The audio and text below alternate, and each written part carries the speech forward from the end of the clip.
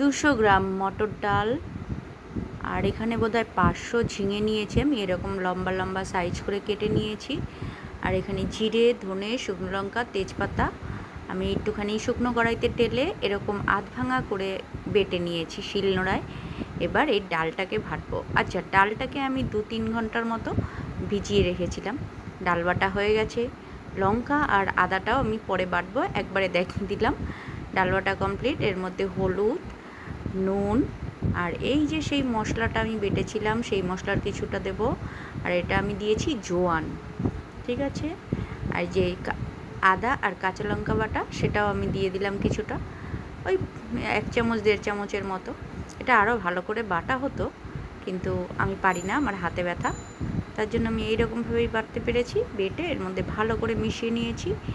এটা একটা এমন রেসিপি বানাচ্ছি এই গরমের মধ্যে, খেতেও যেমন অসাধারণ হয়। রেসিপিটা আমি আগের সপ্তাহেই শিখেছি একজনের থেকে, তার জন্য আমি চেষ্টা করলাম কেমন হয় খেয়ে দেখতে।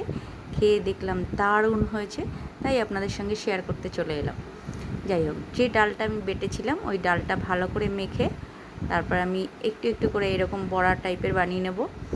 এটাকে আরও ছোট করা যেত, কিন্তু আমার এইরকমই ভালো লাগে, সেই জন্য আমি এই সাইজের বানিয়ে নিলাম। কড়াইতে তেল গরম করে বড়া যেরম ভাজে সবাই জানেন, ওরমভাবেই ভেজে তুলে নিলাম।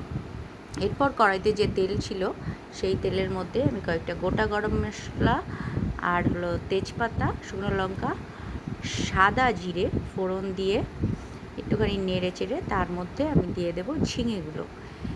ঝিঙেগুলো দিয়ে হালকা নেড়ে চেড়ে, মানে ভাজতে হবে, কিন্তু ঝিঙে তো ভাজা যায় না, তাই হালকা নেড়ে চেড়ে একটুখানি যখন মজে আসবে তখন এর মধ্যে নুন আর হলুদ দিয়ে আরও নেড়ে চেড়ে সেই যে আমি ডালটা বেটে রেখেছিলাম সেই ডালটাই দিয়ে দিতে হবে। এখানে আমি ডালের কিছুটা অংশ দিয়ে, তো বেশিরভাগ অংশটা দিয়ে তো বড়া বানিয়েছি, আর একটুখানি বাছিয়ে রেখেছিলাম সেটাই আমি এর মধ্যে দিয়ে দেবো। তার আগে আমি ওই আদা আর কাঁচা লঙ্কার পেস্টটা দিয়ে ভালো করে ঝিঙেটাকে কষাবো। হলুদ আর জিরের গুঁড়ো দিয়ে আরও একটু নেড়ে চেড়ে এর মধ্যে একটু টমেটোও দেবো পরে। এটা দিয়ে নেড়ে চেড়ে ভালো করে ঝিঙে কষে গেলে তখন আমি একটুখানি চিনি দিয়ে দেবো। চিনি, নুন, এই যা যা দেয় আর কি, এসব দিয়ে ভালো করে ঝিঙেটাকে নাড়িয়ে চাড়িয়ে সেই যে ডালটা বেটে রেখেছিলাম সেই ডালটাই এর মধ্যে দেবো। দিয়ে আর একটু করে ভালো করে নাড়িয়ে চাড়িয়ে নেব। নাড়াতে চাড়াতে আমি একটা কথা বলি, এই রেসিপিটা খেতে কিন্তু দুর্দান্ত হয়েছে। এটা আমি যে দাদার থেকে শিখেছি সেই দাদাকে অসংখ্য ধন্যবাদ। তো আমার মশলার সাথে ডালের সাথে ঝিঙে একদম নাড়িয়ে চাড়িয়ে রেডি। সেই সময় আমি পাশে জল গরম হতে দিয়েছিলাম, সেই জলটাই আমি দিয়ে দিয়েছিলাম। দিয়ে এবার যখন জল ফুটে উঠেছে তখন আমি আবারও নুন দিয়েছি স্বাদ মতো। নুন দিয়ে ভালো করে নেড়ে চেড়ে তারপরে নামানোর আগে আমি বড়াগুলো দিয়েছি।